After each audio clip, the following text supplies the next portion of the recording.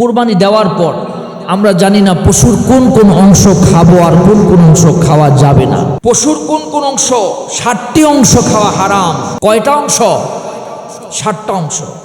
এক হচ্ছে প্রবাহিত রক্ত, 2 নম্বর হচ্ছে পুরুষাঙ্গ।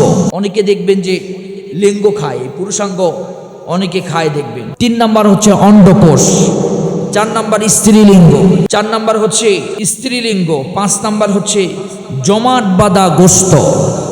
দেখবেন যে জমাট বাঁধা কিছু গোস্ত থাকে এরকম গুটির মতো শরীরের বিভিন্ন জায়গায়, এগুলো খাওয়া হারাম।